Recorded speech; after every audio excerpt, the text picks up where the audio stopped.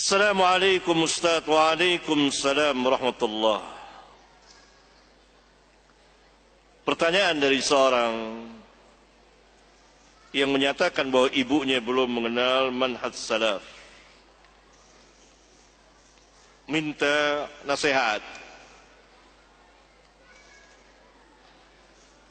Beliau berkepercayaan ambil baiknya, buang buruknya.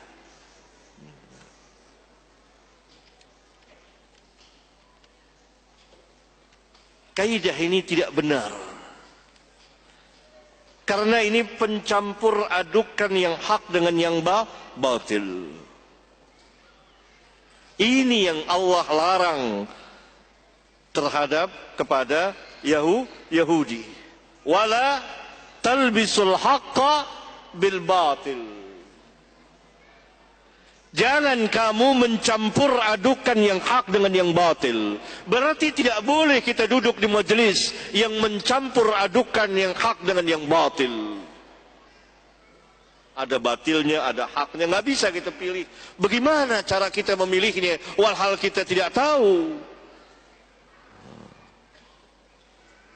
Karena Yahudi mencampurkan antara yang hak dengan yang batil. Agar apa? Tersamar yang hak itu dan selalu yang batil ada di atas. Itu berbahayanya mencampurkan yang hak dengan yang batil. Karena itu tidak boleh kita duduk di majelis yang mencampur adukan antara yang hak dengan yang batil. Dan tidak benar perkataan itu, ambil baiknya, buang buruknya. Dari mana kita tahu yang baiknya dan buruknya? Walhal dia terjadi pencampur adukan antara yang hak dengan yang batil. Dan Yahudi dilarang oleh Allah, wala talbisul haqqa bil batil wa taktumul haqqa wa antum ta'lamun. Jangan kamu mencampur adukan dengan yang hak dengan yang batil. Kenapa? Karena akibatnya yang batil itu akan naik, yang hak diturunkan. Kenapa? Karena akibatnya orang tidak tahu yang hak dan akan mengenal yang batil.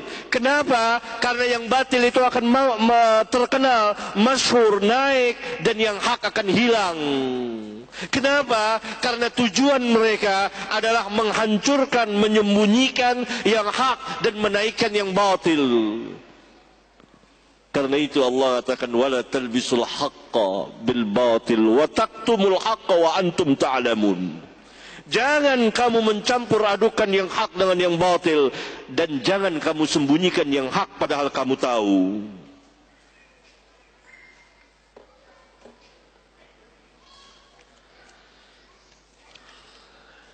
Kaum salaf tidak seperti itu. Gak ada yang mau duduk di majelis yang bercampur antara yang hak dengan yang batil. Ada ajaran sesat, ada ajaran yang baik. Campur aduk, gak ada.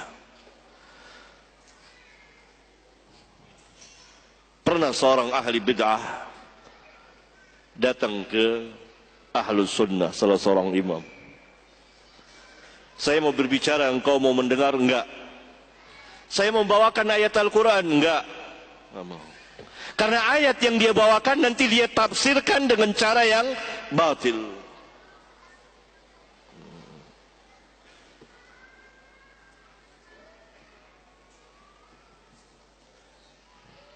Karena kebaikan, siapa saja bisa berbicara kebaikan. Yang hak, orang bisa berbicara yang hak, karena yang hak itu terang, nyata, jelas. Tapi kalau dicampurkannya dengan yang batil, maka yang batil itu nanti akan tampak lebih jelas lagi. Dan itu adalah sifat Yahudi. Karena itu Allah larang, wala talbisul haqqa bil batil. Jangan kamu mencampur adukan yang hak dengan yang batil, dan jangan kamu menyembunyikan yang hak padahal kamu tahu.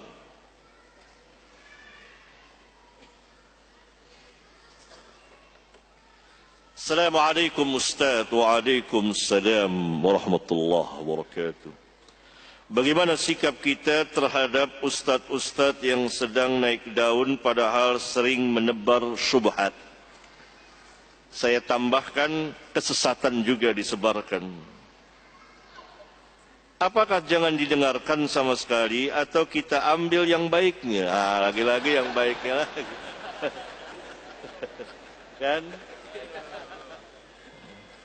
Jangan didengarkan sama sekali, hatta satu kalimat. Itu kata ulama salaf. Kaum salaf seperti itu. Syubuhat.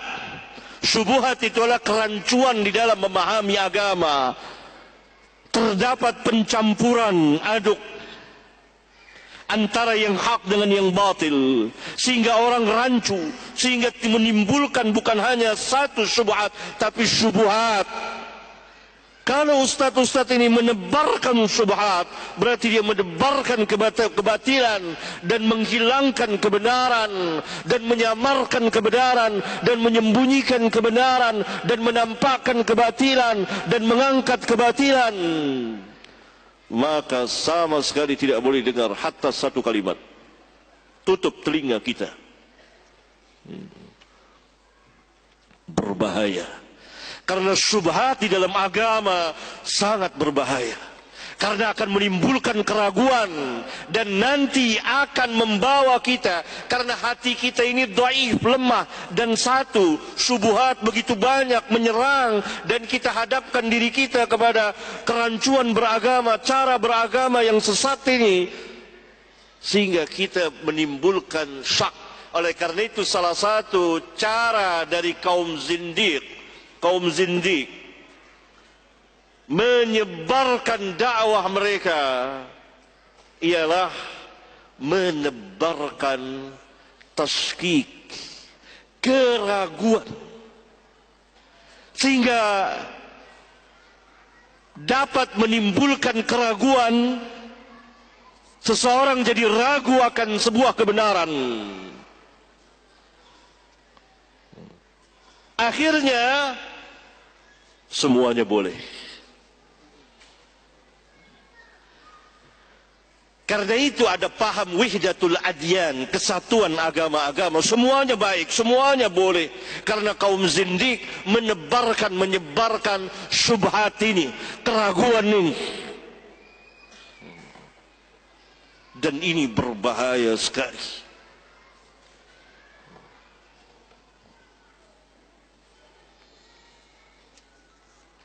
Jangan kita menantang syubhat ini dan berlagak tahu dengan penuh kesombongan. Saya bisa memilah mana yang baik dan buruk. Saya hadir di majelis dia. Ini menantang syubhat. Ada seorang ahli sunnah pada zaman dahulu, di kalangan tabi'in atau tabi'ut tabi'in atau yang sezaman dengan itu. Dia tertarik dengan seorang wanita yang beda manhaj. Wanita ini kharijiyah, khawarij,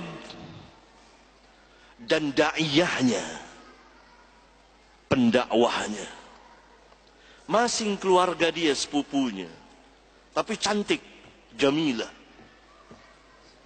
Ini ahlus sunnah. Dia menantang syubhat itu. Saya akan menikahi dia. Saya akan masukkan dia ke dalam ahlus sunnah. Allahu Akbar. Apa yang terjadi? Apa yang terjadi, ikhwan? Terbalik. Dia sekarang yang menjadi tokoh khawarij. Berlagak tahu, saya bisa tahu ini khawarij, saya yang baik. Dia nikahilah wanita itu sebelum dia ajak rujuk. Namanya juga masing keluarga dengan dia. Dengan niat saya akan tarik dia. Ternyata wanita itu lebih pintar. Justru terbalik. Akhirnya dia salah satu tokoh khawarij. Maka jangan kita menantang, kita dhaif, lemah. Bagaimana kita hadir di satu majelis yang dipenuhi dengan syubhat dan berani menantang itu? Kita tidak tahu masa depan.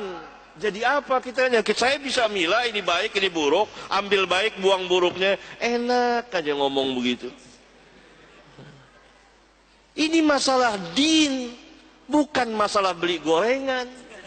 Ini tahu, ini tempe, ini ubi, bisa antum pilah-pilah. Atau datang ke pasar beli makanan, beli pakaian, mudah. Ini din, keyakinan antara yang hak dengan yang batil. Lihat contohnya itu. Bukan sembarang orang berhadapan dengan satu orang saja, karena syubhat itu banyak. Kalau sudah masuk ke sini, oh iya benar juga ya, gitu.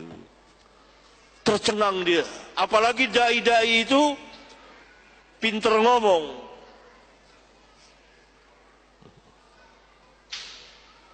Mulai masuk. Berbahaya syubhat dalam agama antara yang hak dengan yang batil. Akhirnya kita masuk ke ajaran yang sesat. Wal'iyadhu billah. Wal'iyadhu billah.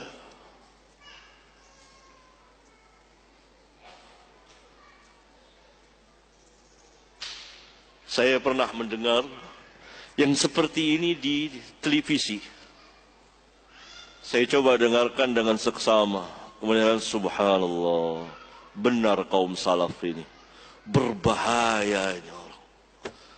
Kalau manteng terus ini, bahaya. Saya coba dengarkan gitu. Ingin tahu isinya. Berbahaya. Syubhat. Maka benarlah saya katakan dalam hati, benarlah kaum salaf. Jangan dengarkan gini. Itu kaum salaf. Itu para sahabat.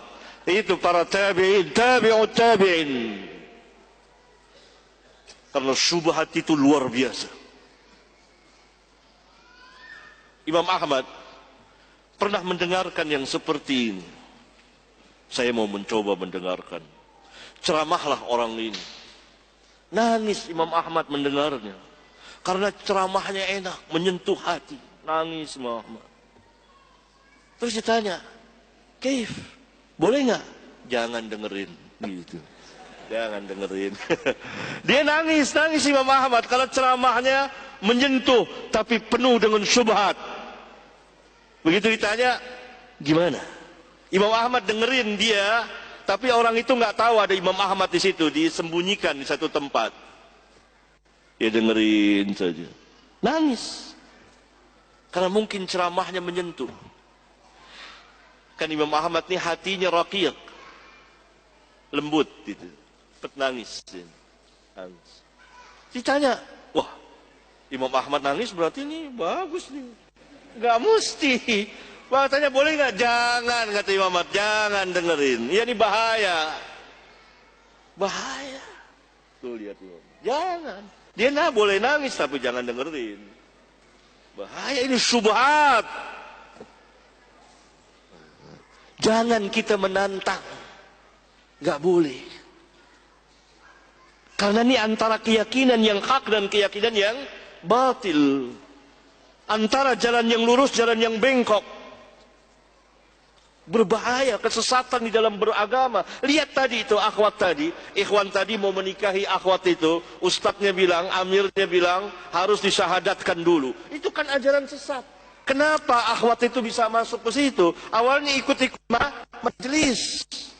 Dan yang disampaikan tentu kalau Allah, kalau Rasul, tapi seenak dia tafsirkan sendiri, dia bukan ahli ilmu. Berbahaya.